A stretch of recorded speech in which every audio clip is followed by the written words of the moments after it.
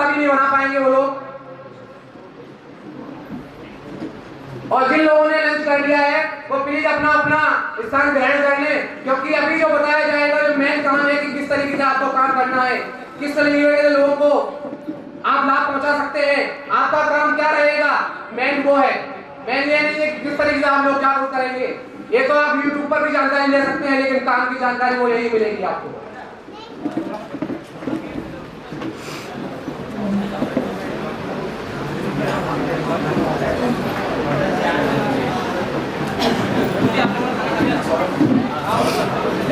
अब मैं मिस्टर सौरभ शर्मा जी से अनुरोध करूंगा कि वो अगर मेरी आवाज सुन रहे हो तो प्लीज मंच पर आने का कष्ट करें और हमारे कार्यकर्ताओं को अपनी वाणी के द्वारा कुछ बताएं। मिस्टर सौरभ शर्मा जी, मैं इनका जोरदार तालियों के साथ स्वागत करवाना चाहूंगा। धन्यवाद सर। कौशल विकास संस्था द्वारा आयोजित इस कार्यक्रम में देवभूमि जन सेवा संस्था द्वारा आयोजित इस कार्यक्रम में मुझे बोलने के अवसर पर आप सभी को मैं संबोधन करना जा रहा हूँ युवा जागरूकता का पर। दोस्तों, अगर कोई भी युवा के अंदर कुछ कार्य करने की जोश हो जाए तो वो आराम से कर सकता है उसे। वैसे हमारे आज पूरे उत्तराखंड के कुमाऊं में देवभूमि जन सेवा संस्था को अध्यक्षता वो अपने नेतृत्व में चलाने जा रहे श्री प्रकाश बिष्ट जी, जिन्होंने अभी तक हमारे गौलापाट क्षेत्र में वो उसके अविकसित क्षेत्र हैं जहाँ पे अभी उस क्षेत्र को विकास की और प्रगति नहीं मिल पाई है, ऐसे क्षेत्र में इन्होंने अपनी अच्छी कायम रखी है। वहाँ के करीब आज तक 200 महिलाओं को ब्यूटिशियन का इन्होंने रोजगार प्राप्त करवाया। गौलापाट के किसानों को या पूरे कुमाऊं क्षेत्र के किसानों को, हल्द्वानी ब्लॉक के किसानों को, नैनीताल जिले के आने वाले महिलाओं किसानों, वो युवाओं को, वो ये बालिकाओं को इन्होंने रोजगार प्राप्त कराया। महिलाओं को ब्यूटिशियन का, किसानों को जैविक खेती का, युवाओं को रोजगार का अवसर इन्होंने प्रदान कराया। ऐसे अपने नेतृत्व में इन्होंने पूरे कुमाऊं में यह संस्था चला रखी है। आज मैं आपको युवा जागरूकता के आधार पर बताना चाहूँ तो आज हमारे देश क्या विश्व में चीन द्वारा कोरोना वायरस फैल रहा है। कोरोना वायरस से सबसे बेकार वायरस है नशा, क्योंकि युवा जागरूक तभी होंगे अगर युवाओं के अंदर नशा ना हो। कोरोना वायरस ऐसा है, इससे घातक सबसे युवा घातक होते हैं नशे जैसे वायरस से। हमको ऐसे वायरस पर नजर नहीं, ऐसे नशे ऐसे वायरस पर देखना चाहिए, क्योंकि आज समाज में युवाओं के तर्ज पर समाज आगे बढ़ रहा है। चाहे वो राजनीति का क्षेत्र हो, चाहे वो खेल का क्षेत्र हो, चाहे वो शिक्षा का क्षेत्र हो, चाहे वो मनोरंजन का क्षेत्र हो, वहाँ पे हर जगह युवाओं को अपनी पहचान मिल रही है। अगर युवाओं की अपनी प्रथम सीढ़ी से वो नाजुक बना दे तो नशे के क्षेत्र में आ गए तो वो उनको उन क्षेत्र पर प्रतिनिधित्व नहीं मिल पाएगा। इसलिए युवाओं को इसलिए जागरूक होना आवश्यक है। आज हमारे समाज में हम आप जैसे माता पिता लोग अपने बच्चों को स्कूल तो भेज देते हैं, पर आपके अंदर दबाव होता है कि ये बच्चा पढ़ लिख कर खाली एक नौकरी पाए, क्योंकि सरकारी नौकरी पाए। आज हमारे देश में जनसंख्या बढ़ रही है और पहाड़ पर्वतीय जैसे इलाकों पे पलायन हो रहा है। वहाँ के लोगों को रोजगार के लिए वो उत्तराखंड के हल्द्वानी जैसे, उधम सिंह नगर जिले, नैनीताल जिले जैसे क्षेत्रों में आ रहे हैं। तो ऐसे बेरोजगारी को देखते हुए हमारे देवभूमि जन संस्था वो ऐसी कई एनजीओ हैं, मानव कौशल विकास संस्था द्वारा कई लोगों को रोजगार प्रदान भी किया जाता है। हम सभी को इनके मार्गदर्शन पर आगे बढ़ना होगा। आज श्रम विभाग के मिलने वाले श्रम कार्ड, ऐसे कई ऐसी योजनाएं हमारे विगत ऐसे देवभूमि जन सेवा संस्था वो कई एनजीओ के युवा कार्यकर्ता हमको प्रचार रहे हैं। और आज अगर हमने अपने युवाओं के जोश को और युवा जागरूकता को आगे नहीं बढ़ाया तो देश की प्रगति विफल हो जाएगी। इसलिए आज महिलाओं, स्त्रियों की शिक्षा क्या, स्त्रियों के बारे में बताया, जागरूकता के बारे में कहा जाए तो आज राजनीति के क्षेत्र में, चाहे वो प्राचीन समय से देखा जाए तो महिलाओं को अपना एक अच्छा वर्चस्व कायम हुआ है। वो बहुत अच्छे पद पर पदोन्नति कर रही हैं। आज चाहे हम देश के केंद्र सरकार पर देखें, राज्य पर देखें, महिलाओं को अपना अच्छा स्थान प्राप्त हुआ है। खेल के क्षेत्र में युवाओं से अधिक महिलाएं आगे पहुंच रही हैं। पर ऐसे कई स्थान हैं जो अविकसित हो चुके हैं, जहां की बेटियों को उनका हुनर अंदर से हुनर है, पर उनका वो हुनर को परखा नहीं जा सका। ऐसी चीजों के लिए एनजीओ, हमारे मानव विकास कौशल संस्थान जैसे देवभूमि जन संस्था जैसी संस्थाएं, उनको आदि कई कोर्स करा के, कई आर्थिक सहायता देकर, और आज हमारे देश में गए, उत्तराखंड में गए, अपने क्षेत्र में गए, तो अगर किसी भी परिवार में बेटी का जन्म होता है तो उसे कन्या भ्रूण हत्या के तहत उसकी हत्या कर दी जाती है। ऐसा जघन्य अपराध कर लोग उससे फलीभूत नहीं हो पाते हैं। कई जागरूकता कानून चलाए जाते हैं, फिर भी लोगों के अंदर जागरूकता नहीं आती है। लोगों के अंदर जागरूकता हमने डालनी पड़ेगी।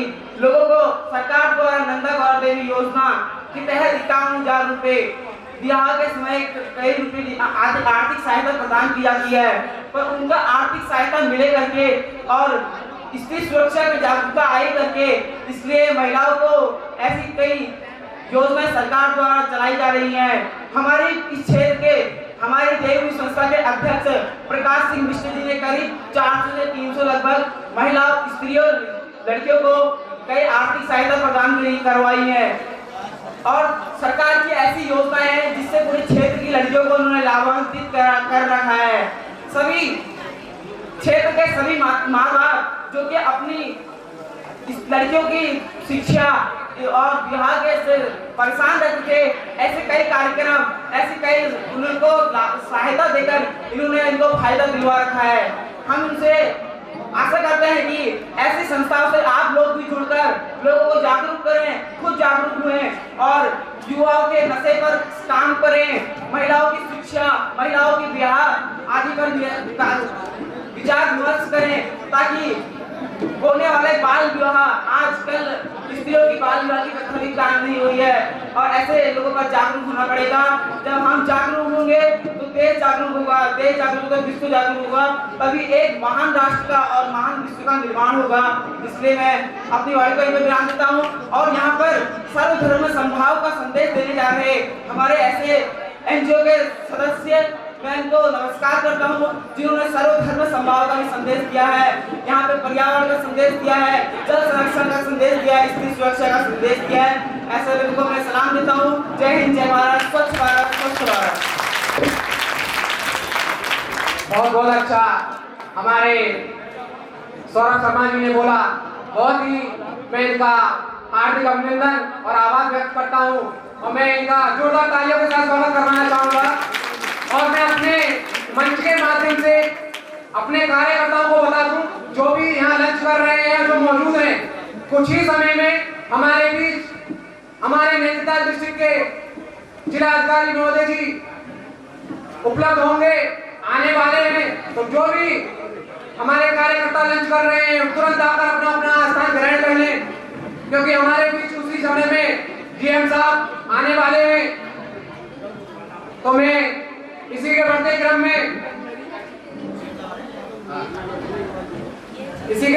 में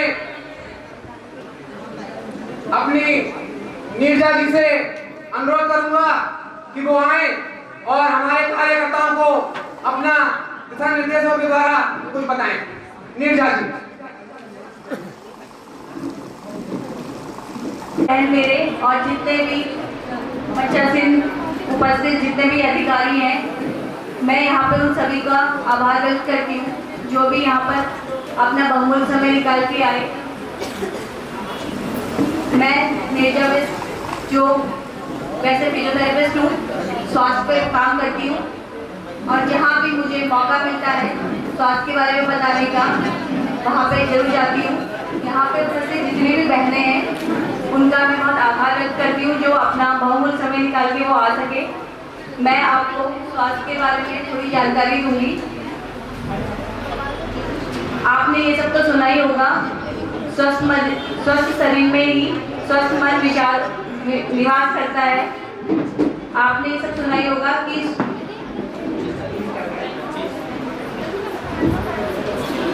पहला सुख निरोगी काया होता है, और इसलिए स्वस्थ रहना बहुत ही आवश्यक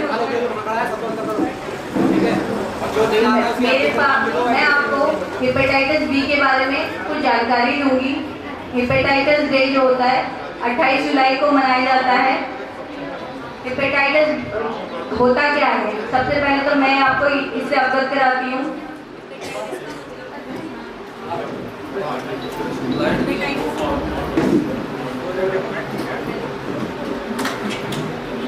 हेपेटाइटिस का मतलब होता है लीवर में सूजन, इसको हम लोग काला पीलिया के नाम से भी जानते हैं। इसलिए इसका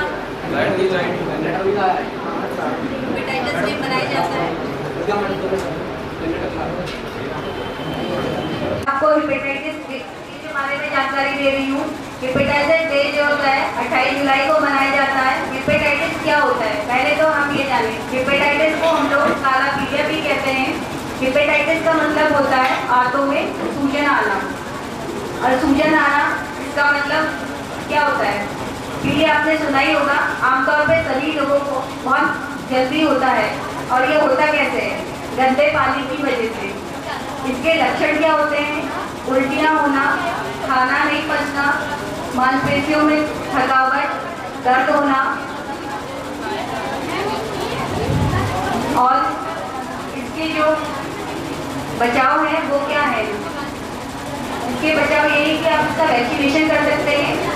ये इसका वैक्सीनेशन में क्या, वैक्सीनेशन 11 साल से 15 साल के बीच में होता है। जनरली इसकी 2 डोजेस होती हैं, और ये वैसे संक्रमित माँ से बच्चे को भी होता है। तो संक्रमित माँ से अगर बच्चे को होता है, अगर माँ संक्रमित है, तो पहली डोज जो होती है उस बच्चे को प्रसूति कक्ष में ही दे दी जाती है 24 घंटे के अंदर, और दूसरी डोज जो होती है वो उस पहली डोज के 1 माह बाद दी जाती है। तीसरी डोज जो होती है वो पहली डोज के 6 महीने बाद या दूसरी डोज के 2 महीने बाद दी जाती है। इसलिए मैं अपनी वाणी को यहीं पे विराम देते हुए आप सबको साधुवाद देती हूँ। नमस्कार। बताया ये एक ऐसी जानलेवा बीमारी है जो जिसको भी हो जाए तो ज़्यादा लंबी जिंदगी नहीं होती है। इसमें जो एक तो पानी का इन्फेक्शन जिसको हम बोलते हैं, दूषित जल, उसका इस्तेमाल करने से बहुत तेज़ी के साथ में फैलती है, और इसमें जो हमारा लीवर होता है वो पूरी तरीके से डैमेज हो जाता है, जो कि अच्छे तरीके से वर्क नहीं कर पाता है। और लीवर एक ऐसी ऑर्गन है हमारी बॉडी का जो सबसे ज़्यादा काम करता है शरीर के अंदर, और सबसे बड़ा ऑर्गन माना जाता है, जिसका वजन 1 किलो से 1.5 किलो के बीच में होता है। और लीवर का वर्क जो है वो खाने को सही तरीके से मेंटेन करना, पचाना, जब ये चीज़ें नहीं होंगी शरीर के अंदर तो फिर लीवर किस तरीके से काम करेगा। तो लीवर का दुरुस्त होना भी बहुत ज़रूरी है, क्योंकि ऐसा नहीं है कि अगर आप खाना खा रहे हो और उसकी पाचन क्रिया ठीक नहीं है तो वो आपकी बॉडी को नहीं लगेगा, और उसके कुछ गलत परिणाम भी आते हैं। तो ये जो पानी का जो सिस्टम है इससे जुड़ा हुआ है, दूसरी चीज़ें बाहर का खाना, बाहर का पीना, या फिर बगैर धोए फलों का इस्तेमाल कर लेना, तो ये सब लीवर पर जाकर अटैक करते हैं, और फिर ये जो एक गंभीर बीमारी रूप ले लेती है बहुत ज़्यादा। तो इसमें साफ सफाई, हाथ धोना, इसमें कुछ ऐसा भी है जैसे स्वच्छ भारत मिशन अभियान चल रहा है हमारा, खुले में शौच मुक्त भारत। तो ये भी है कि अगर हम टॉयलेट गए हैं तो वापसी आने के बाद में हाथों को अच्छे से धोना। हम लोग हैंड वॉश डे भी मनाते हैं, इसमें हाथ धोने का तरीका बताते हैं लोगों को अच्छे से। अच्छा, अब हमारे बीच में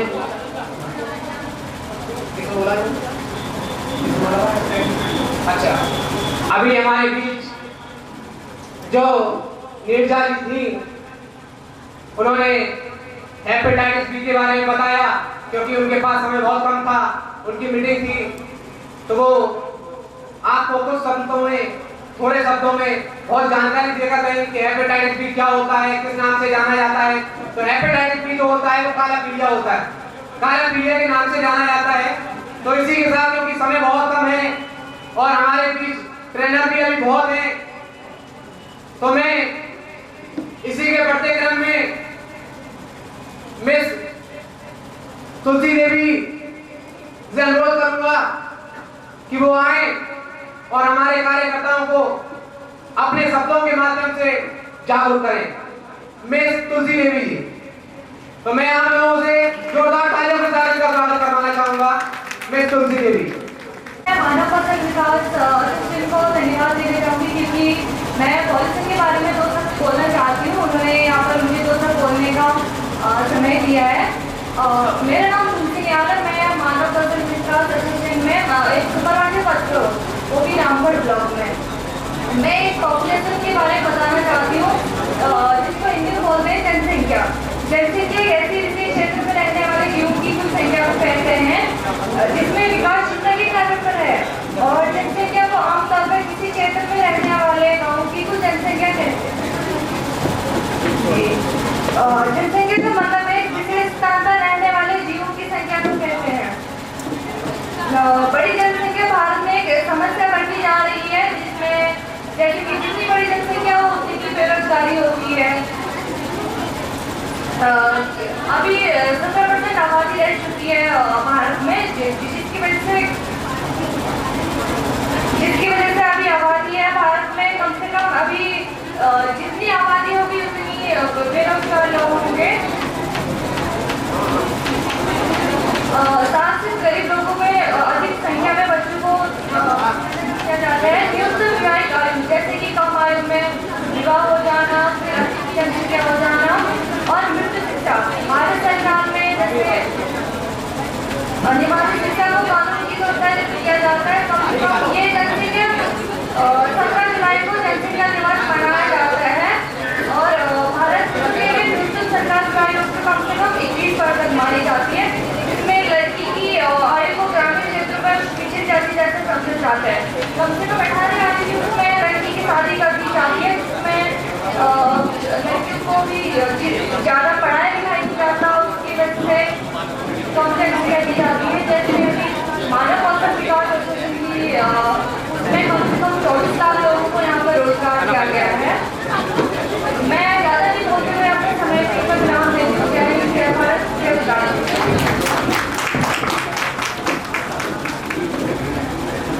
बहुत बहुत धन्यवाद हमारी तुलसी देवी जी का।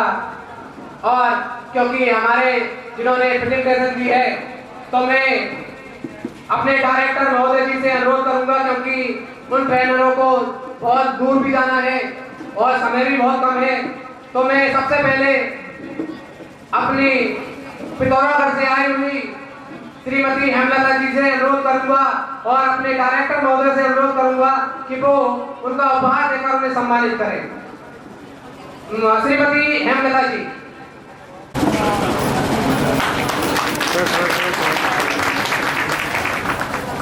अब मैं इसके प्रोफेसर साहब श्रीमान धीरज जी से अनुरोध करूंगा कि वो आए और अपना उपहार ग्रहण करें।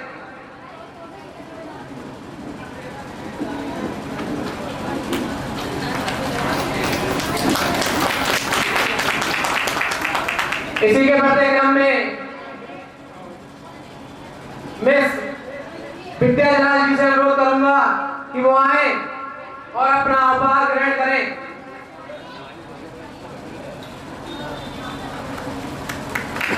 और मैं फिर आपको एक सूचना देना चाहूंगा कि जितने भी हमारे कार्यकर्ता बाहर हैं वो जल्दी से जल्दी अपना स्थान ग्रहण कर दें, क्योंकि हमारे बीच कुछ ही समय में हमारे जिला अधिकारी महोदय हमारे ट्रेनिंग हॉल में उपलब्ध होंगे। तो जितने भी कार्यकर्ता हैं और जितने भी हमारे सुपरवाइजर हैं, तो मैं उनसे अनुरोध करूंगा कि अपने अपने कार्यकर्ताओं को ट्रेनिंग हॉल में लेकर आए जिनका लंच हो गया है। इसी के बढ़ते क्रम में मैं मिस तुलसी जी से अनुरोध करूंगा कि वो आए और अपना उपहार ग्रहण करें।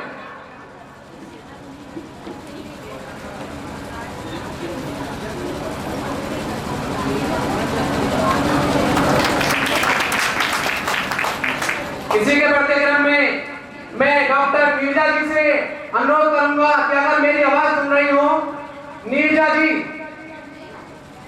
वो अपना उपहार ग्रहण करें। मिस नीरजा जी, मैं जोरदार तालियों के साथ स्वागत करवाना चाहूंगा।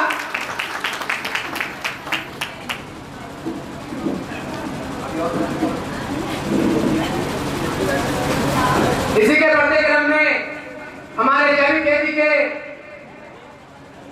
श्रीमान सुदर्शन जी से अनुरोध करूंगा कि वो हमारे मंच पर आए और अपना उपहार ग्रहण करें।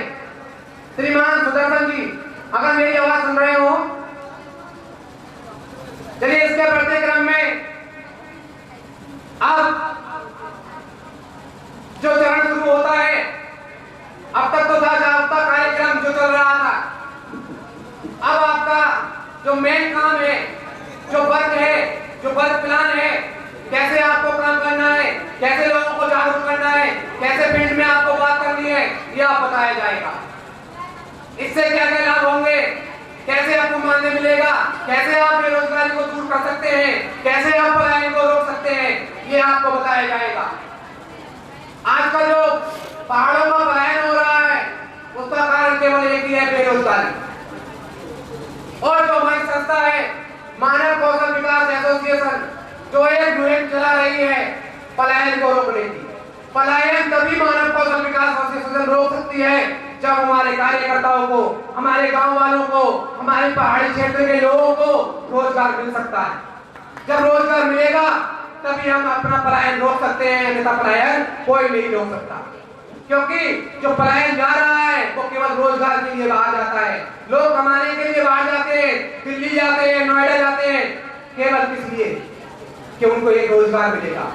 लेकिन हमारी मानव कौशल विकास एसोसिएशन आपको आपके क्षेत्र में, आपके घर में ही रोजगार देने का प्रयास कर रही है।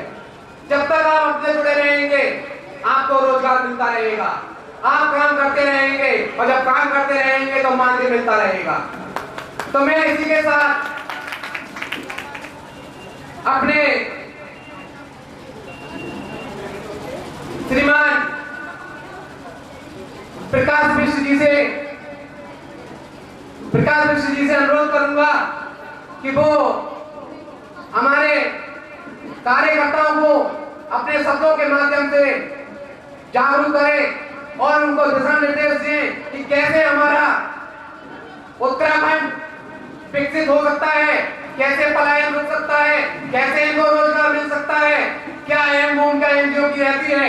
तो मैं श्रीमान प्रकाश जी से अनुरोध करूंगा कि वो आए और हमारे कार्यकर्ताओं को कुछ दिशा निर्देश दें, और मैं अपने कार्यकर्ताओं से जोरदार तालियों के साथ स्वागत करवाना चाहूंगा कि वो जोरदार तालियों के साथ स्वागत करें। तो देखिए, किसी ने कहा है जब टूटने लगे हौसला तो इतना याद रखना, जब टूटने लगे हौसला तो इतना याद रखना, बिना मेहनत के तक तो ताज हासिल नहीं होते, बिना मेहनत के तक तो ताज हासिल नहीं होते। अंधेरे में ही ढूंढ लेते हैं जुगनू अपनी मंजिल, क्योंकि वो किसी रोशनी के मोहताज नहीं होते। ये मैंने दोबारा इसलिए कहा है कि आपको आत्मनिर्भर बनना है, आपको किसी की गाइडलाइन की जरूरत नहीं है समाज सेवा करने के लिए। आपके अंदर उसकी समाज सेवा की भावना होनी चाहिए, तभी आप पलायन को रोक सकते हैं, रोजगार पा सकते हैं, लोगों को जागरूक कर सकते हैं। और अगर आपने यही मोटिव बना रखा है कि पहले पैसा मिले तब मैं उसको जागरूक करूंगा, तो कभी आप काम नहीं कर सकते।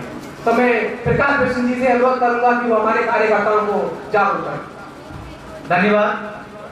आज इस हॉल में उपस्थित कार्यकर्ता और मंच में आसीन सभी लोगों का हार्दिक अभिनंदन, स्वागत। आज मानव कौशल विकास एसोसिएशन के माध्यम से यहाँ पर आप लोगों को, कार्यकर्ताओं को प्रशिक्षण दिया जा रहा है। और मैं भी आपको बताना चाहता हूँ, एक खुशखबरी, लालगुआ विधानसभा के लोग भी यहाँ होंगे, तो हमारे साथ भी इनका टाइप हो चुका है और हमारे क्षेत्र में 3 मशीनें जल्द ही लगने वाली हैं, पेन बनाने की और पैकिंग की, और अन्य जो अभी नई टेक्नोलॉजी पे कोई चीज़ आएगी उसके लिए जल्द ही अभी स्थान देख के लगाया जा रहा है।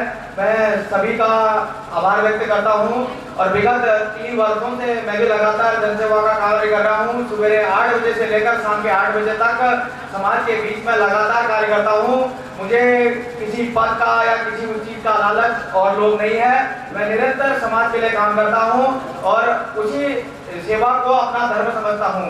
और मैं आज लगातार यहाँ पर को बताना चाहता हूँ कि मेरा भी जो उद्देश्य है वह सेम मानव कौशल विकास एसोसिएशन के ही जैसा है। तो मुझे अच्छा लगा, इसलिए मैं आया हूँ और आपके बीच में बता रहा हूँ कि लगातार मैंने भी 200 महिलाओं को ब्यूटिशियन का प्रशिक्षण किया होगा। अखबार पढ़ते हैं तो लगातार उसमें आप देखते होंगे। और जैविक खेती में मैंने 100 किसानों को प्रशिक्षण किया है। आज जो है भारत सरकार की टीम जल्दी हमारे यहाँ आने वाली है, उनको प्रमाण पत्र देगी।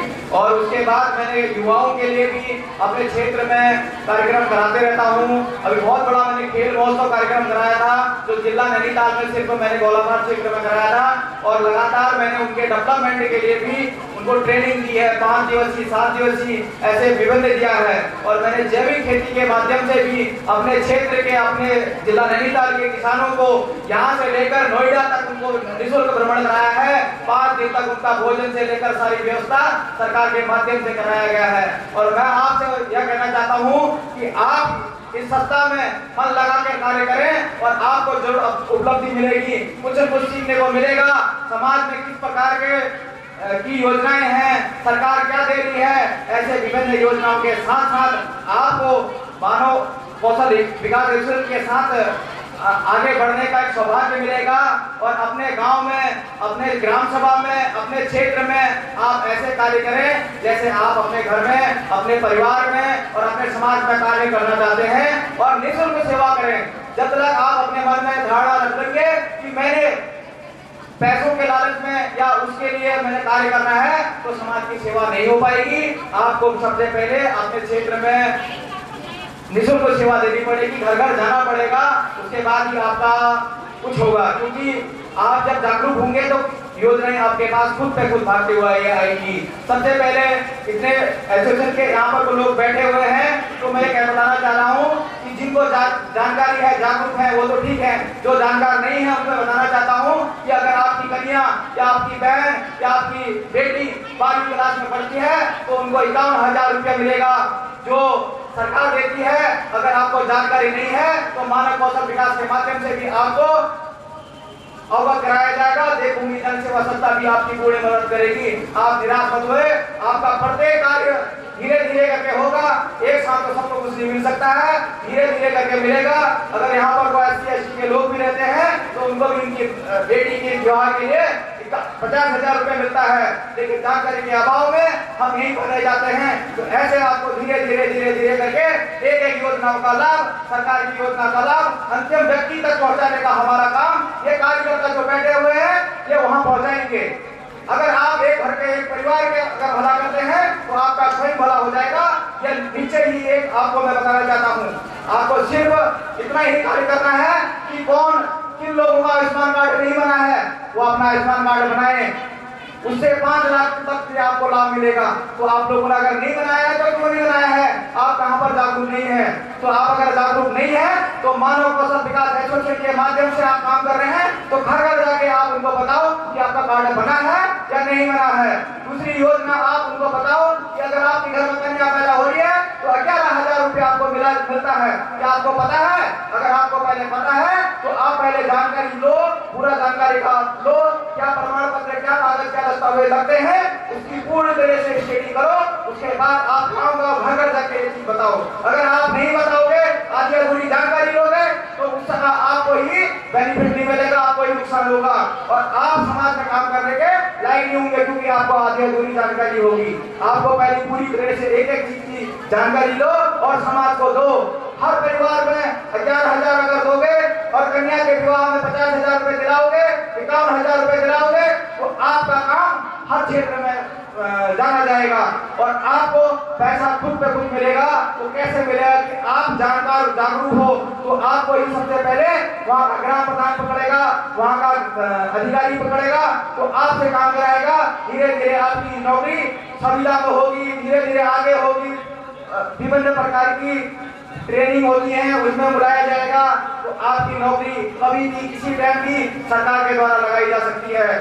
युवा कल्याण आपने सुना होगा, युवा कल्याण से भी आप धीरे धीरे जब समाज में मानव एसोसिएशन के माध्यम से कार्य करोगे तो आपके पास धीरे धीरे आएंगे, क्योंकि आपके पास अगर आप कार्यकर्ता हैं तो प्रत्येक कार्यकर्ता के पास 50 लोगों की डाटा एंट्री होनी चाहिए। आप अगर अपने पास 50 लोगों का आधार कार्ड, एक फोटो और बैंक की पासबुक ये रख लें, उससे आपको क्या होगा, सरकार की योजना चला रही है कि प्रत्येक किसान, प्रत्येक युवा और प्रत्येक महिला के खाते में 500 रुपए देती है, लेकिन आप लोगों को जानकारी के अभाव से वो नहीं मिल पाता है। जैसे मैंने अपने क्षेत्र में 50 किसानों को 500 रुपया आरटीआर एक है प्रधानमंत्री कौशल विकास योजना के माध्यम से वहां पर वो परीक्षण कराया, उनके खाते में तत्काल 500 रुपए आए और उनको टी शर्ट और अन्य सामग्री मिली। सिर्फ 3 दिवसीय परीक्षण था उनका। तो ऐसे ही आप मानव एसोसिएशन के क्षेत्र में प्रत्येक उसमें जाओ, अपना डाटा रखो, वो डाटा आपके काम लिए आएगा।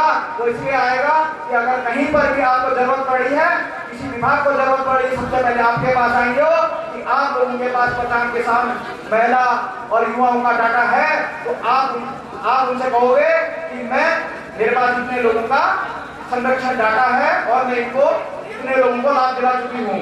दूसरा यह है कि मनरेगा में प्रत्येक परिवार को, प्रत्येक घर को रोजगार से जोड़ा जा रहा है।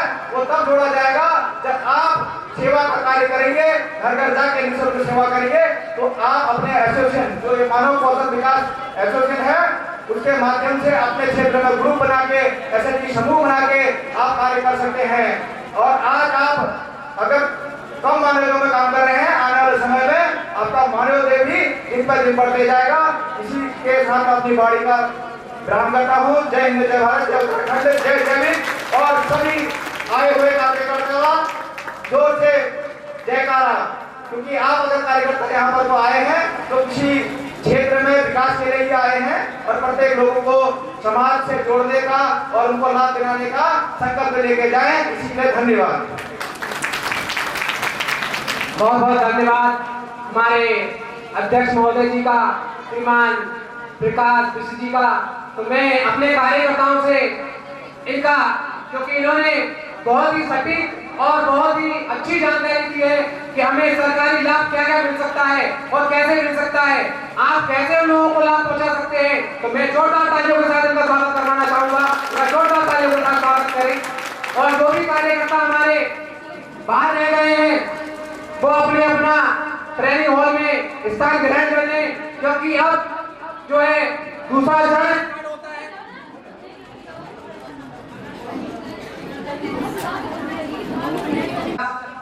समय बहुत कम है और उनको कहीं मीटिंग में जाना भी है। तो मैं डायरेक्टर महोदय जी से अनुरोध करूंगा कि उनका उपहार देकर उनका स्वागत करें।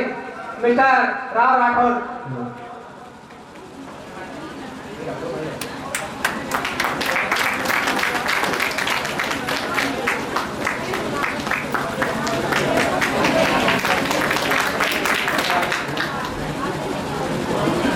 इसी के बढ़ते क्रम में मैं अब आप लोगों को अवगत करा दूं, क्योंकि जो भी कार्यकर्ता हमारे बाहर हैं वो अपने अपना स्थान ग्रहण कर लें, क्योंकि अब जो है दूसरा चरण स्टार्ट हो रहा है, जिसमें आपको आपके कार्य के बारे में बताया जाएगा, आपको बताया जाएगा किस तरीके से काम करना है। और मैं कोशिश करूंगा कि जल्दी से जल्दी इस कार्यक्रम को आपका पथ प्लान बता के, क्योंकि आप लोगों को भी दूर जाना है और ट्रैवलिंग की भी सुविधा यहाँ पहाड़ों पर बहुत कमी हो पाती है। तो मैं कोशिश करूंगा कि जल्दी से जल्दी इस कार्यक्रम को समाप्त कराया जाए।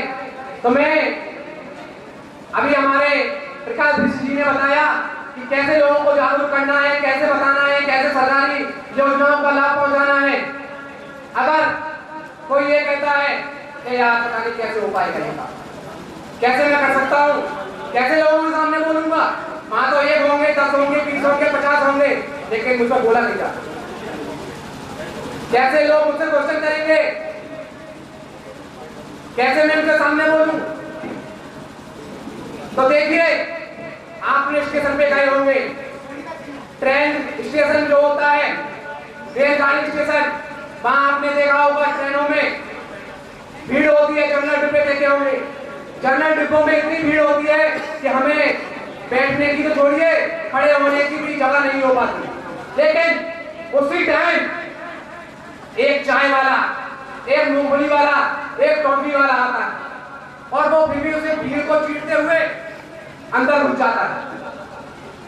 उसको ये उसके माइंड में ये नहीं है कि मुझे यहाँ की भीड़ देखनी है, मैं कैसे इनको बेच पाऊंगा, कैसे इनको बता पाऊंगा, कैसे अपना सामान तक पहुंचाना है। अगर उसने पहले ही सोच लिया यार बहुत भीड़ है, मैं इसमें नहीं जा रहा, तो क्या उसका रोजगार चल सकता है? नहीं चल सकता। अगर उसने अपने मन में ठान ले और हमारा कार्यकर्ता अपने मन में ठान ले कि मुझे इसको जानकारी देनी है, तो 100% वो उसको जानकारी दे सकता है। एक बार नहीं, दो बार नहीं, 10 बार उसको समझाइए, एक ना एक दिन आपकी बात को मानेगा, क्योंकि उसको भीड़ नहीं दिख रही, उसको अपना रोजगार दिखाई दे रहा है, इसलिए वो वहां जा रहा है, अंदर भीड़ को चीरते हुए पहुंच रहा है। आपको इन लोगों को समझाना है, चाहे वो आपकी मजाक बनाए, एक बार बनाएंगे, दो बार बनाएंगे, जब एक दो बंदों को लाभ मिल जाएगा तो उसके दिमाग में भी ये आ जाएगा कि हाँ भाई इस तरीका से ये लाभ मिल रहा है, तो आपकी बात को वो आपके घर से आएगा कि भैया मुझे, मेरी बहन, मुझे ही बता दो क्या ये काम चल रहा है, किस तरीके से ये लाभ हो रहा है।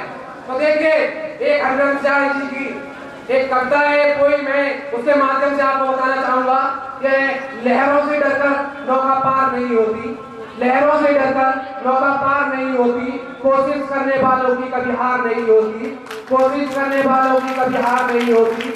नन्ही चींटी जब दाना लेकर चढ़ती है, नन्ही चींटी जब दाना लेकर चढ़ती है, चढ़ती दीवारों पर 100 बार फिसलती है, मन का विश्वास रगों में साहस बढ़ता है, चढ़कर गिरना गिरकर चढ़ना ना अखरता है, आखिर उसकी मेहनत बेकार नहीं होगी, कोशिश करने वालों की कभी हार नहीं होती, कोशिश करने वालों की कभी हार नहीं होती।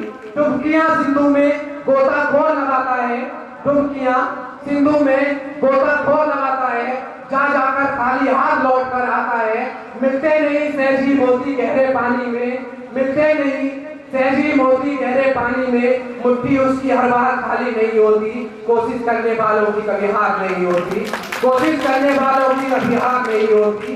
असफलता एक चुनौती है, इसे स्वीकार करो, असफलता एक चुनौती है, इसे स्वीकार करो, क्या कमी रह गई और देखो और सुधार करो, क्या कमी रह गई देखो और सुधार करो, जब तक ना सफल हो नींद चैन को त्यागो तुम, जब तक ना सफल हो नींद चैन को त्यागो तुम, संघर्ष का मैदान छोड़कर ना भागो तुम, कुछ किए बिना की जय जयकार नहीं होती, कोशिश करने वालों की कभी हार नहीं होती, कोशिश करने वालों की कभी हार नहीं होती। तो आपको कोशिश करनी है, उन लोगों को बताना है, अगर आप कोशिश करेंगे तो 100% आप एक दिन सक्सेस होंगे। किसी भी क्षेत्र में ले लीजिए, अगर आप पहले ही सोच लें यार पता नहीं आप पेपर चल रहे हैं, कैसे कैसे क्वेश्चन आएंगे, मुझसे नहीं हो पाएगा, मैं नहीं कर पाऊंगा, तो 100% आप फेल हो जाएंगे।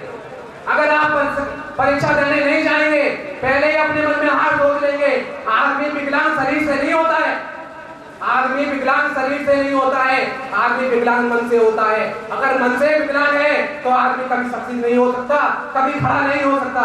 अगर आदमी मन से मजबूत है तो 100% वो एक दिन सक्सेस हो जाता है और सफल हो जाता है। तो मैं इसी के माध्यम से आप लोगों को बता रहा था, और मैं अब अपने कार्यालय की मिस अदिति से अनुरोध करूंगा कि वो आए और हमारे कार्यकर्ताओं को कुछ शॉर्ट टाइम में ही जानकारी दें। मिस अदिति, इनका जोरदार तालियों के साथ स्वागत करना चाहूंगा। महोदय और हमारे प्रोजेक्ट मैनेजर सर का, जिन्होंने तरह तरह की परियोजना चलाकर आप लोगों को तथा पूरे देश को लाभ पहुंचाने की कोशिश की है।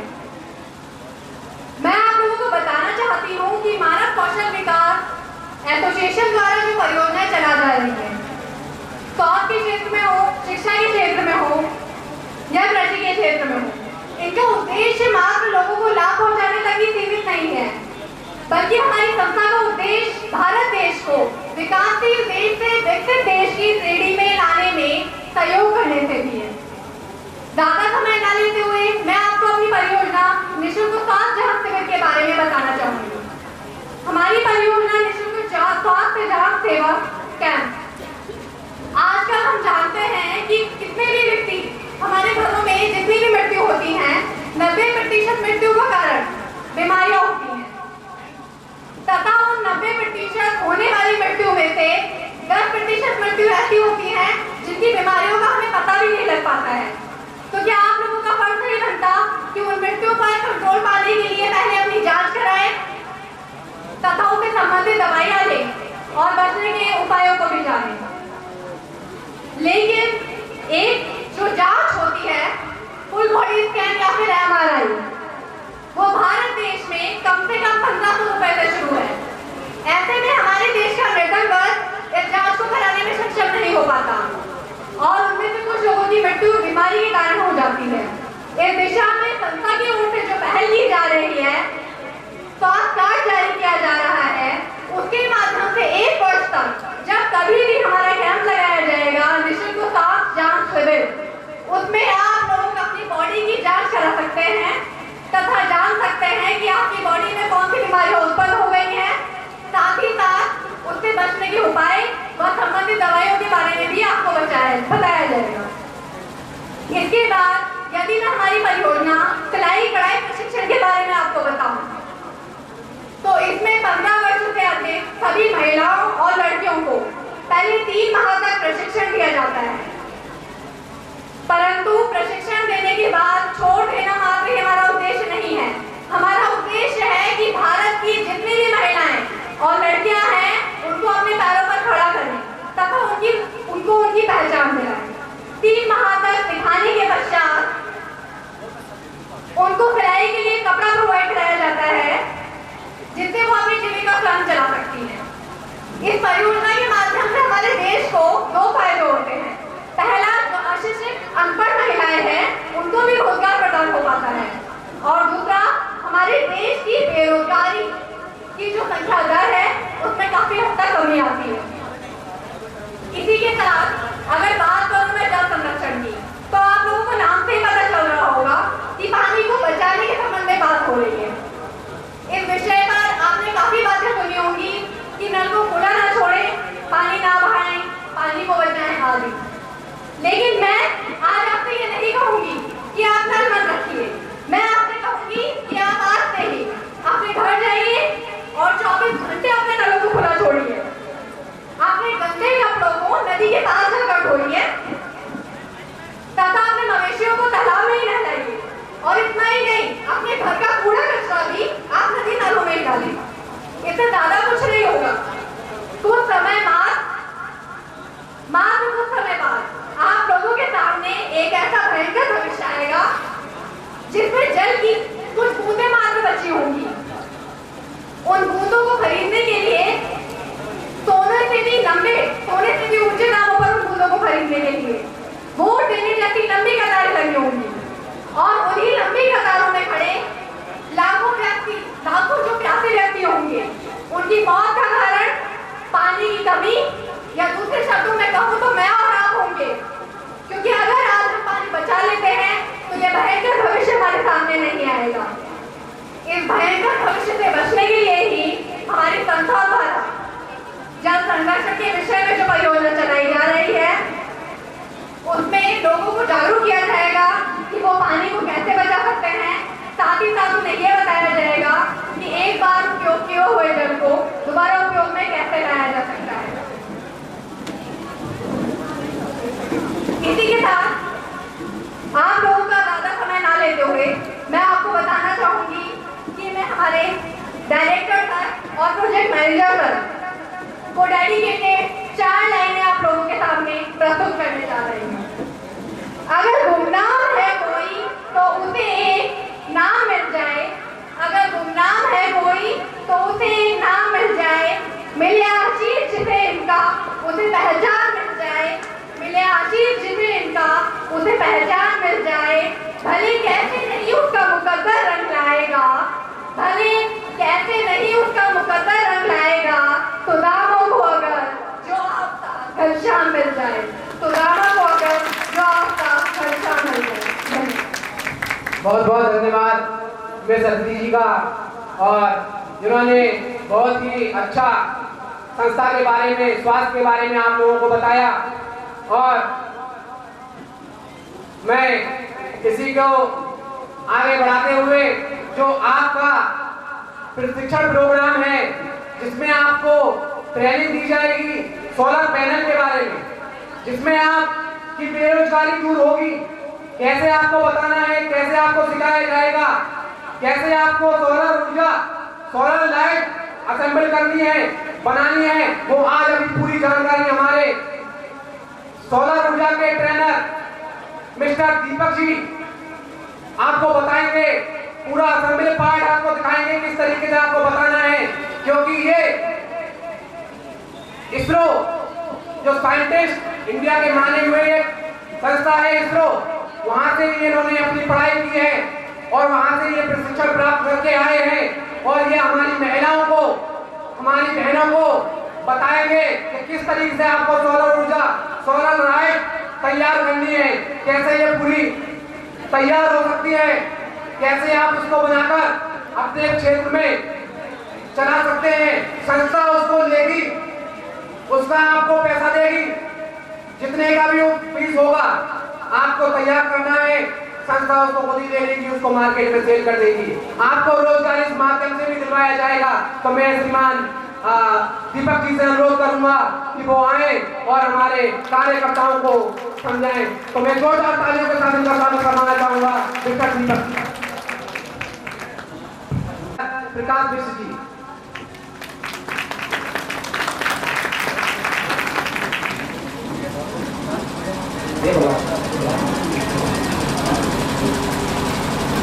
इसी के बढ़ते क्रम में मैं अल्मोड़ा से चलकर आई हूं। इसी के बढ़ते क्रम में हमारे चकोटिया ब्लॉक से आए हुए पीडीएम श्रीमान मनोज भट्टी जी, तो मैं डायरेक्टर से अनुरोध करूंगा कि उनका भी उपहार देकर सम्मानित करें।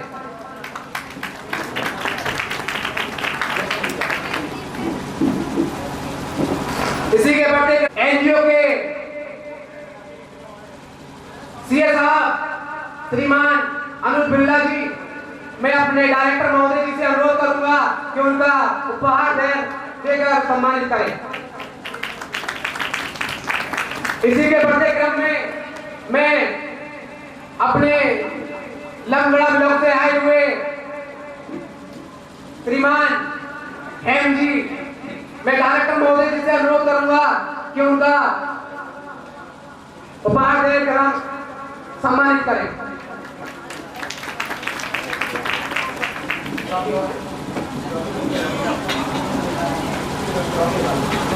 इसी के बढ़ते क्रम में मैं अपने जो आज 3 ब्लॉकों की ट्रेनिंग चल रही है, धौला देवी, रामगढ़ और ओखलकांडा, तो हमारे बीच धौला देवी के पीडीएम श्रीमान दिनेश पांडे जी भी मौजूद हैं, जिन्होंने बहुत ही अच्छा काम किया है और संस्था उनको सम्मानित भी करना चाहती है।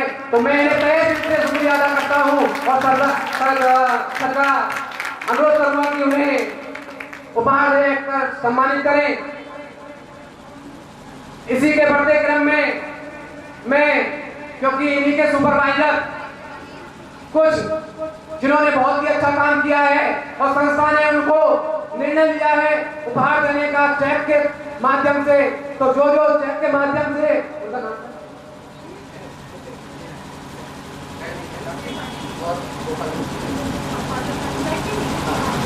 तो मैं इसी के बढ़ते क्रम में अपने डायरेक्टर महोदय जी से अनुरोध करूंगा कि जो भी हमारे सुपरवाइजर हैं जिन्होंने अच्छा काम किया है उनको चेक देकर उन्हें सम्मानित करें। तो सबसे पहले मैं अपने सुपरवाइजर जिन्होंने बहुत ही अच्छा काम किया है, बहुत लगनशीलता से काम किया है और हमारा पूरा जो आज का जो प्रबंध बनाया है, जो आप लोग बैठे हैं, ये खाने की जितनी व्यवस्था बनाई है वो हमारे एम पांडे ने बनाई है, जो बहुत ही लगनशीलता से काम करते हैं और बहुत ही भक्ति की भावना रखते हैं, समाज सेवा की भावना रखते हैं। तो मैं समझे चाहूंगा कि उनका भी जो उपहार है उसे देकर सम्मानित करें।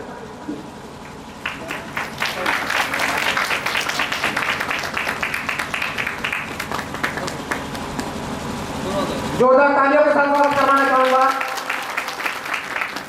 इसी के बढ़ते क्रम में हमारे और एक सुपरवाइजर हैं जिन्होंने बहुत ही अच्छा काम किया है और मैं उनसे अनुरोध करूंगा, जो जिनका नाम है गोपाल दत्त पांडे, तो मैं उनसे अनुरोध करूंगा कि वो आए और अपना उपहार ग्रहण करें। गोपाल दत्त पांडे जी, मैं डायरेक्टर महोदय से अनुरोध करूंगा कि उनका भी उपहार देकर सम्मानित करें।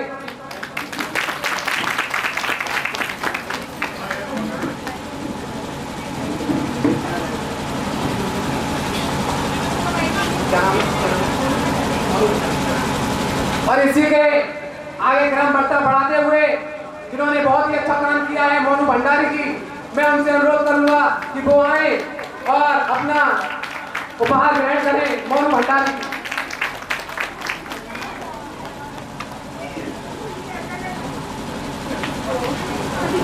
जोरदार तालियों के साथ स्वागत करें। इसी के बढ़ते क्रम में मैं अब दीपक जी से अनुरोध करूंगा कि वो आए और हमारे कार्यकर्ताओं को सोलर ऊर्जा, सोलर लाइट असेंबल करने की पूरा प्रशिक्षण दें और उनको बताएं। आप लोगों को एक जानकारी और दे दूं, क्योंकि आपके ब्लॉक स्तर पर सुपरवाइजर के अंडर में अगर एरिया ज्यादा है तो वहां प्रशिक्षण सेंटर भी खोला जाएगा, वहां आपको सोलर ऊर्जा की लाइट बनाने का प्रशिक्षण भी दिया जाएगा, सारी चीजें आपको मुहैया कराई जाएंगी।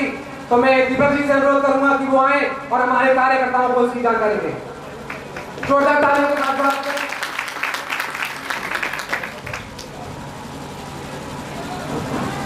नमस्कार, कैसे आप लोग?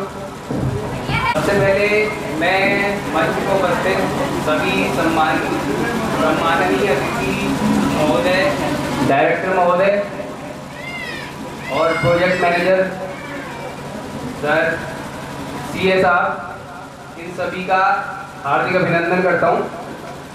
मेरा नाम दीपक जोशी है। मैं बेसिकली एक इंजीनियर हूँ। मैंने अपनी पढ़ाई की है इलेक्ट्रॉनिक्स एंड कम्युनिकेशन में 6 साल इंजीनियरिंग, जिसमें 3 साल डिप्लोमा, 3 साल डिग्री। उसके बाद मैंने इंडस्ट्री लेवल पे 2 साल काम किया है और फिर मैंने 1 साल इसरो के रिटायर्ड साइंटिस्ट के अंडर रिसर्च की है। वहाँ पे मैंने इलेक्ट्रॉनिक्स और इलेक्ट्रिकल इक्विपमेंट्स को बनाना और उनसे रिलेटेड और जानकारियाँ, जो रिसर्च लेवल की जानकारियाँ हैं, वो सारी गेन की हैं। तो मैं इसे आपके साथ शेयर करना चाहता हूँ, जिससे आप लोग भी इन चीज़ों को सीख सकें और आगे इनका यूज़ कर सकें। सोलर सिस्टम में आने का मेरा सबसे मेन मोटो था कि ये रिन्यूएबल एनर्जी यानी कि नवीकरणीय ऊर्जा, ये एक ऐसी ऊर्जा है जो हमें सूरज से डायरेक्टली मिल जाती है। इसे हम कन्वर्ट कर लेते हैं और अपनी बैटरीज को चार्ज कर लेते हैं और बाद में जब हमें उनकी ज़रूरत होती है तब यूज़ करते हैं।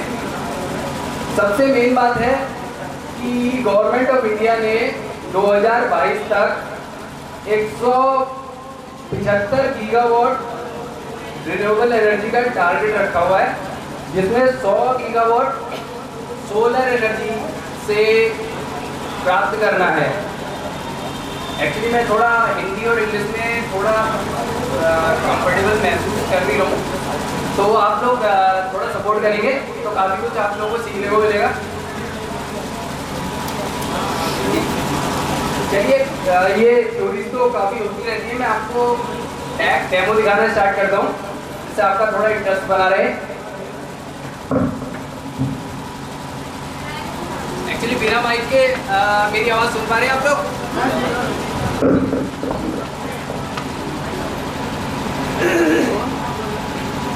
हमारे दीपक जी ये डेमो दिखा रहे हैं और अच्छी तरह से इसको देखिएगा, क्योंकि यही आपके प्रशिक्षण सेंटर पर इस तरीके से सिखाया जाएगा, असेंबल कराने बताई जाएगी, किस तरीके से आपको बताना है कि हमारी माताएं बहनें भी अच्छी तरह से इसको कर सकती हैं, इसको बना सकती हैं और इसको मार्केट में भी सेल कर सकती हैं।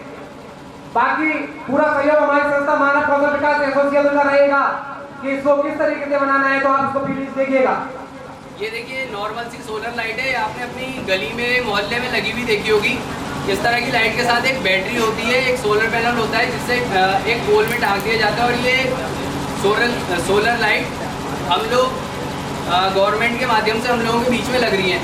तो इसका काफ़ी स्कोप भी है, क्योंकि गवर्नमेंट इसको काफ़ी गाँव में, मोहल्ले में, गलियों में सब जगह यूज़ कर रही है।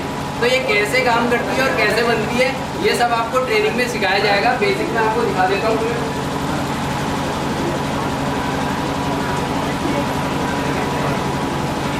एक सोलर लाइट मेरे पास ये है। ये सोलर लाइट एक्चुअली मैंने पिछले 2 दिन में बनाई है। 2-3 दिन पहले सर के साथ मेरी मीटिंग हुई थी, तो सर ने कुछ बोला कि प्रोटोटाइप कुछ डेमो यहाँ पे दिखाने के लिए होना चाहिए। तो मैंने पिछले 2 दिन के अंदर ये लाइट तैयार की है। ये लाइट, इस लाइट का नॉर्मल ट्रेडिशनल लाइट के ऊपर ये फ़ायदा है कि इस लाइट को आपको लगाने के लिए ये ज़रूरत नहीं होती कि आपकी पूरी की पूरी लाइट मतलब ऐसी जगह पे हो जहाँ पे धूप आती है। आप इसका सोलर पैनल कहीं भी छत में जाके लगा सकते हैं, उसके बाद वायर के थ्रू इसमें कनेक्शन कर सकते हैं। और आपको ये दिखा देता हूँ, ये लाइट ऑटोमेटिक है। एक बार लगाने के बाद आपको इसको पूरी ज़िंदगी भर छूना नहीं है। जब इसकी बैटरी ख़त्म हो जाए तब इसकी बैटरी चेंज कर देंगे। उसकी 25 साल की लाइफ है।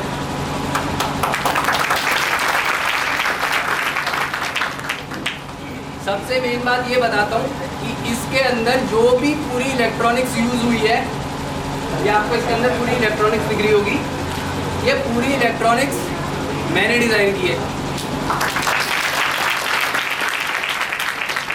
और इसमें आज के 2 साल रिसर्च करने के बाद मैं जो भी इस बारे में समझ पाया हूँ, उससे मुझे यही लगता है कि इसे बनाने के लिए कुछ खास एक्सपर्टीज़ की अब ज़रूरत नहीं है। तो आप लोग अगर ट्रेनिंग में इस चीज़ को सीख लेते हैं तो आप इसे काफ़ी अच्छा बना पाएंगे। और हो सकता है कि मेरी सोच काफ़ी कम हो और आप लोग काफ़ी अलग अलग तरीके के और काफ़ी ढेर सारे मॉडल्स बना के लेके आए, जिससे हमारा सोलर का स्कोप भी हम चेंज कर सकें। एक्चुअली हम इसको पूरा सब कुछ चेंज कर दें और हर किसी आदमी के पास अफोर्डेबल लाइट हो जाए। इस लाइट के बनने के बाद इसकी टोटल कीमत with panel with installation 2500 rupees only होती है। ठीक है, नॉर्मल लाइट जो लगती है रोडों में उनकी कीमत 23,000 रुपये होती है। और हमने उस लाइट को कन्वर्ट करके इतना छोटा बना दिया है कि वो सेम उन लाइटों से ज़्यादा पावर में लाइट आपको हमारी 7,000 की लाइट में मिल जाएगी। और वारंटी आपको मिलेगी जितनी बैटरी की वारंटी हो। पैनल की वारंटी 25 साल की कंपनी से आती है। और हमारी लाइट ऐसी बन चुकी है कि इसको 25 साल तक, एक्चुअली 50 साल तक कुछ नहीं होने वाला।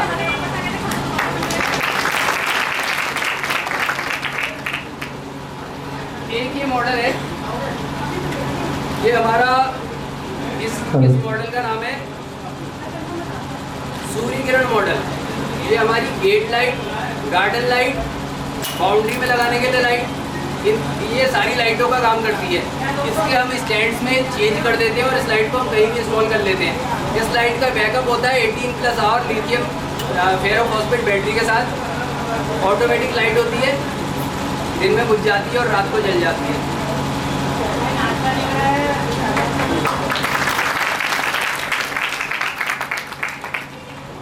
इसके अलावा एक्चुअली मैं एक इंजीनियर हूँ, तो मेरा काम आप लोगों की इलेक्ट्रिसिटी बचाने का भी होता है। अब ये आप सोच रहे होंगे कैसे करने वाला है। एक्चुअली मैं आपको जो दिखाने जा रहा हूँ,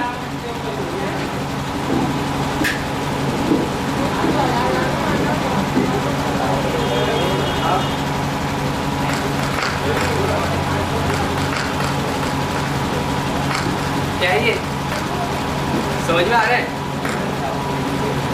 ये एक्चुअली आपकी दीपावली की चैसर वाली माला है जो सीधे बिजली से चल रही है। ठीक है, अभी आपको ये लग रहा होगा, लेकिन ये नहीं है।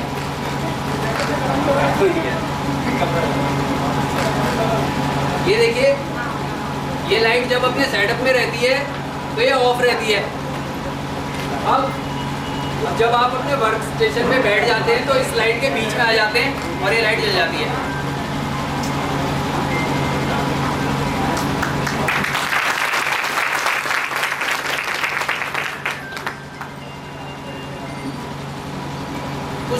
दिमाग में भ्रम रहता है कि लोग सोलर लाइटिंग को एकदम से एक्सेप्ट नहीं करते क्योंकि उसका प्राइस थोड़ा ज़्यादा होता है। तो उसके लिए हम डायरेक्ट बिजली से चलने वाली एसी लाइट्स भी बनाते हैं। इसमें भी हमारे पास एक्सपर्टीज़ आ गई है। 5 वॉट से लेके 200 वॉट तक की सारी लाइटें बनाते हैं हम, और ये हम सब आपको देशों संस्था के माध्यम से सिखाने वाले हैं कैसे बनाना है। ये लाइट सीधा बिजली से चलती है।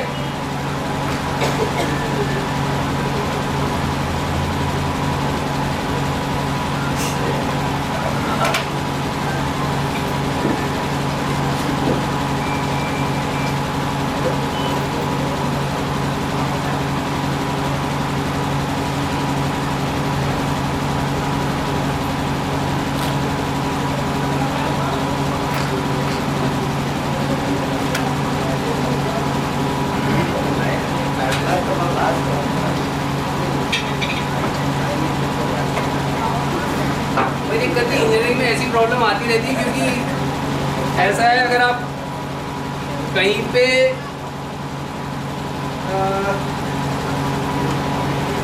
मतलब हर बार आप सक्सेसफुल होते जा रहे हैं लगातार, तो ये आपके अंदर थोड़ा सा घमंड पैदा करता है जो बहुत घातक होता है। तो ये सारी चीज़ें थोड़ा बहुत प्रॉब्लम आना लाइफ में ज़रूरी है। अब इसमें थोड़ा सा टाइम वायर छिलने में लगने वाला है। अब देखिए आप ये लाइट सीधा बिजली से चलती है। ये लाइट, और सबसे मेन बात ये है कि हमारी किसी भी लाइट में 3 साल से कम की वारंटी नहीं होती। मार्केट में वारंटी 1 साल की मिलती है, हमारा 3 साल की वारंटी देने के पीछे ये रीज़न है कि आप लोग का भरोसा बना रहे कि आप लोग सही काम करना सीखेंगे।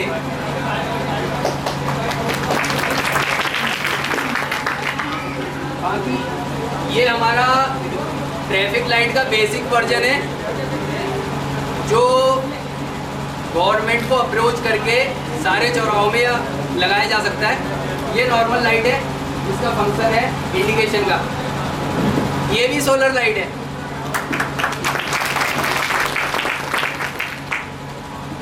अब ये तो रही कुछ प्रोडक्ट्स की बात। अब बाकी मैं आपको ये चीज़ दिखा देता हूँ कि हम टूल्स का किन टूल्स का यूज़ करते हैं। सबसे अगर हमें सनलाइट को सही से मतलब पैनल में सही से सनलाइट पड़े, इसके लिए हमें देखना होता है कि उसको किस डायरेक्शन में लगाना होता है। ये सारी इंजीनियरिंग का पार्ट है, ये सब आपको सिखाया जाएगा। इसके लिए हमारे पास एक कंपास होता है जिसे हम कहते हैं हिंदी में दिशा सूचक यंत्र। ये नॉर्थ डायरेक्शन बताता है। इसमें एक सुई होती है रेड, इसको जब हम बैलेंस में रखते हैं तो ये नॉर्थ साउथ में रुक जाता है। तो हमें सोलर लाइट को साउथ डायरेक्शन में लगाना होता है। एक्चुअली मैं एक चीज़ और जानना चाहूँगा, थोड़ा सा मैं अलग मुद्दे पे जाता हूँ। आप में से यहाँ पे कोई किसान है? कोई भी? अच्छा, सारे लोग ही किसान हैं। अच्छा, टमाटर का पेड़ लगाते हैं आप लोग? एक पेड़ में कितने किलो टमाटर होते हैं करीब? मैं जोड़ बताइए। 2-3 किलो, 10-12 किलो, चलिए जो भी है। चलिए मैक्सिमम 12 किलो गए, ठीक है। मैं आपको अच्छा पेड़ लगाने के लिए मिट्टी में लगाना पड़ता है। आपको ऐसी टेक्नोलॉजी उस टाइम में लाके दे दूंगा जिसमें आपको पेड़ लगाने के लिए ना तो मिट्टी की ज़रूरत होगी और एक पेड़ में कम से कम 25 किलो टमाटर निकलेंगे।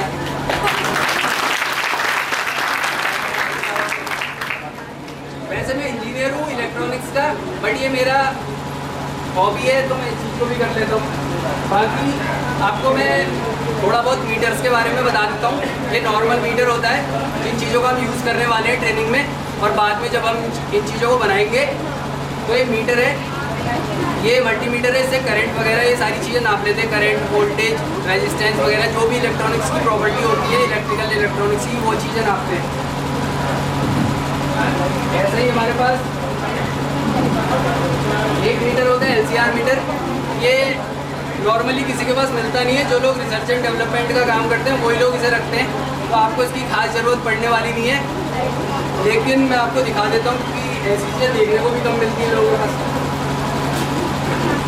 अच्छा, एक और आइटम है मेरे पास, इसको कहते हैं लक्स मीटर। तो एक्चुअली ये जो सोलर लाइटिंग होती है, इसको अप्रूव करती है मिनिस्ट्री ऑफ रिन्यूएबल एनर्जी, से MNRE कहते हैं। उसके स्टैंडर्ड के अकॉर्डिंग लाइट जलती कितनी है और उससे कितना उजाला होता है, इस पर वो लाइट पास होती है। और मैं ये कहने में बड़ा गर्व महसूस कर रहा हूँ कि हमारी सारी लाइट्स MNRE के स्टैंडर्ड के अकॉर्डिंग बनती है। अब इन मीटर्स को यूज़ करके ये देख लेते हैं कि कितना उजाला होगा। अभी एक्चुअली इसको मैं डार्क कर दूँगा, ये मीटर 0 पढ़ने लगेगा। देखिए 0 पढ़ रहा है। अभी ये उजाला देख के बता रहे कि कितना उजाला है। ठीक है, ये सारी चीज़ों की आपको नॉलेज दी जाएगी इसमें। अच्छा, ये तो था ओवरव्यू हमारे जिन टूल्स का, जिन चीज़ों को हम बना रहे हैं इन चीज़ों के बारे में। आप एक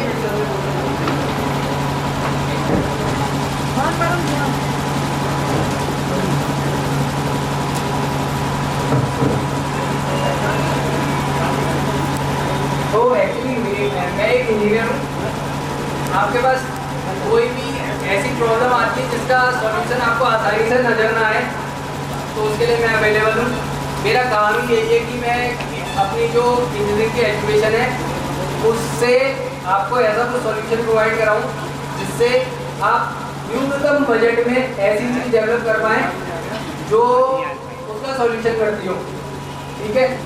अच्छा, मैं आपको जो हमारा ब्रांड है तेजस सोलर, इसके बारे में थोड़ा बता देना चाहता हूँ।